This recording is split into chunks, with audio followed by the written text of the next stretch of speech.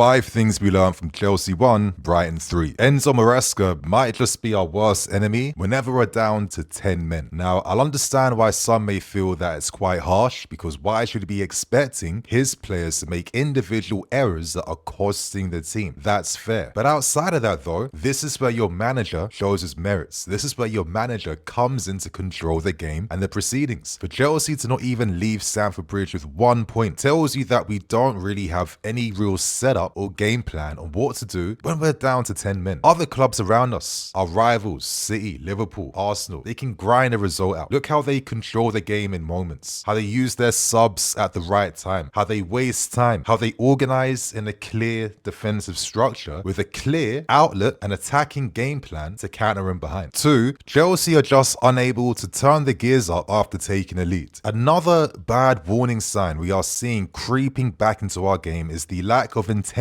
after taking a lead. Can you imagine that the only shot on target came from the first goal score from Enzo Fernandez? When Andre Santos got Chalobah sent off, we had no efforts on target at all. We didn't test Brighton once. We didn't put them under any pressure or make them panic or anything. 3, Chelsea just aren't helping Joao Pedro. This is his 2nd game in a row in the Prem now where he's had 0 shots on target, and his defensive output is way stronger than his offensive output. Now, we already know that being a Chelsea striker in this system is already hard enough. You won't be getting 4 or 5 chances a game. That's a worrying sign when your best attacking player behind Cole Palmer is unable to have any real influence because of how the team's playing. 4, Jiro Hato clearly needs time. Today he played the Levi Colwill role, and I agree with his decision and his selection. At times he moved the ball quite well. Nothing ambitious, but he kept it safe, and he seemed more comfortable having protection beside him in Cuyper and Chalobah. He won both his ground duels, and he only had 1 aerial duel to win because Chelsea were in complete control against Brighton. But once we went down to 10 men, this is where the lack of leadership beside him definitely hurt, where his positioning to completely miss Danny Welbeck, who was there for the header, counted against it. Now, this kid is only 19 years old.